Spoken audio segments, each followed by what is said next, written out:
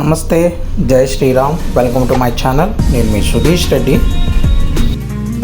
ఈ వీడియోలో మనం దుల్కర్ సల్మాన్ గారు, రానా దగ్గుపాటి గారు, భాగ్యశ్రీ భోస్లే గారు, ఇంకా సముద్రగని గారు కలిసి నటించిన కాంతా సినిమా గురించి వీలైనంత వివరంగా, కుదిరినంత క్లుప్తంగా మన స్టైల్లో మాట్లాడుకునే ముందు దయచేసి కొత్తగా చూసే వాళ్ళు ఎవరైనా సరే సబ్స్క్రైబ్ చేసుకోకపోతే సబ్స్క్రైబ్ చేసుకోండి.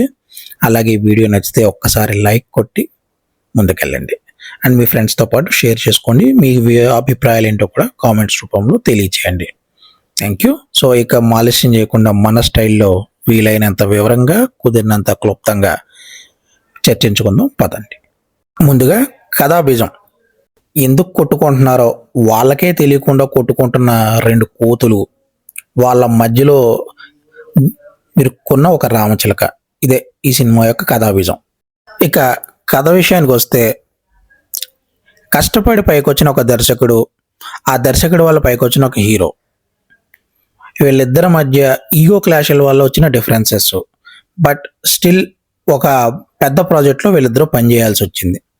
అలాంటి టైంలో వీళ్ళిద్దరి మధ్యకి ఒక అమ్మాయి వచ్చింది. ఆ అమ్మాయిని హీరో ప్రేమించాల్సి వస్తుంది.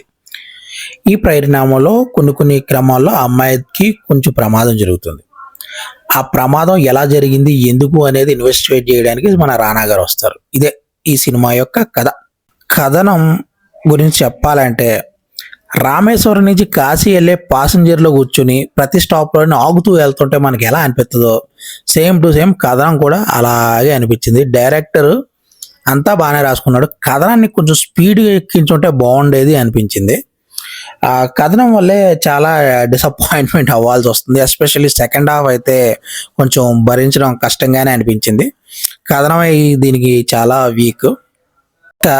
అభినయాల విషయానికి వస్తే ఒక్కొక్కరు ఏం చేశారా అని అనిపిస్తుంది, కానీ ఈ స్క్రీన్ ప్లే వల్ల ఏం చేశారా అని అనాల్సి వస్తుంది. సో మనకి ఈ స్క్రీన్ ప్లే తెప్పించిన చిరాకు అంతా ఎంత కాదు, దానివల్ల అభినయాలు బాగున్నాయి. ఇక దుల్కర్ సల్మాన్ గారు కానీ, రానా గారు కానీ, ఎవరి అభినయాల గురించి మనం తక్కువ చేసి మాట్లాడలేం, కానీ అవి అక్కడ ఎలివేట్ కాలేదు. నాకైతే అంత ఇంపాక్ట్ క్రియేట్ చేయలేదు. వాళ్ళ పాత్రలో బాగానే చేశారు, కానీ అంటే కుదిరితే అన్నీ కరెక్ట్గా కుదిరితే, లేకపోతే ఒకదాని తర్వాత బ్రేక్ అవుతూ ఉంటుంది చూసారా, ఇక్కడ కూడా అదే జరిగింది.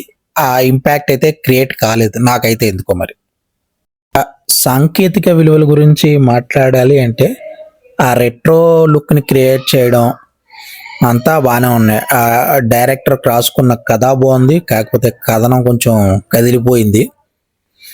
ఇక అభినయాల గురించి ఆల్రెడీ మాట్లాడేసుకున్నాం. సారీ, సాంకేతిక విలువల గురించి కదా మాట్లాడాల్సింది. మ్యూజిక్ పర్లేదు అనిపించింది.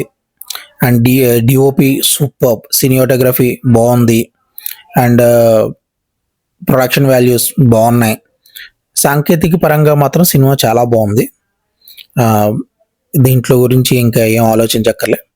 ఓవరాల్గా సినిమా గురించి మాట్లాడాలంటే కొంచెం మెలో డ్రామా ఎక్కువగా ఉంటుంది. అంటే ఆ మెలో డ్రామా నచ్చే వాళ్ళకి సినిమా మరి సూపర్ అనిపించవచ్చు, అదైతే నేను చెప్పలేను. కానీ నాకైతే మాత్రం నేను చెప్పినట్టు చాలా స్లోగా, స్టడీగా, బోరింగ్గానే సాగింది సినిమా. ఆ స్లోనెస్ వల్ల సినిమా మీద ఉన్న ఇంపాక్ట్, ఎక్కడైతే మనం కనెక్ట్ అవ్వాలో అది కనెక్ట్గా అప్పటికే మనకి చిరాకు వచ్చేస్తుంది. సెకండ్ హాఫ్ వచ్చేటప్పటికి ఇన్వెస్టిగేషన్ ఉంటుంది. ఆ పార్ట్ అంతా కూడా క్లమ్జీగా, ఏదేదో అద్దం పద్దం లేనట్టు, అటు ఇటు తిరుగుతున్నట్టు, ఇక్కడ సంబంధం లేకపోయినా వీళ్ళన్నీ పెట్టి మనల్ని బలవంతంగా లాగుతున్నారా అన్నట్టు అనిపిస్తూనే ఉంటుంది. సో ఓవరాల్గా అయితే నేను ఈ సినిమాకి 2.5 రేటింగ్ అయితే ఇస్తాను. పిల్లలతో కలిసి వెళ్ళి చూడొచ్చు. అంత భయంకరంగాను కానీ, భయానకంగానే కానీ, అసభ్యంగా కానీ ఏమీ లేదు. కాకపోతే చెప్పాను కదా, రామేశ్వరం నుంచి కాశ్మీర్కి వెళ్ళే ప్యాసింజర్ ఎక్కి కూర్చుంటే అది ప్రతి స్టాప్ ఆగుతూ వెళ్తే ఏం ఫీలింగ్ వద్దో నాకైతే అదే ఫీలింగ్ వచ్చింది. మీకు ఏ ఫీలింగ్ వద్దో మీరే ఆలోచించండి. బట్ అంటే కొంచెం ఓపిక్గా చూడగలిగితే మాత్రం సంఘర్షణలు ఉన్నాయి, కానీ ఆ సంఘర్షణలకి వల్ల మనలో జరిగే స్క్రీన్ ప్లే వల్ల మనలో జరిగే సంఘర్షణలకి ఆ సంఘర్షణలు మనం పెద్ద పట్టించుకోలేం. అదే ప్రాబ్లం. సో అంతే అండి, ఇంతటితో ఈయన విశ్లేషణ ముగిస్తూ సెలవు తీసుకుంటున్నా. ధన్యవాదాలు.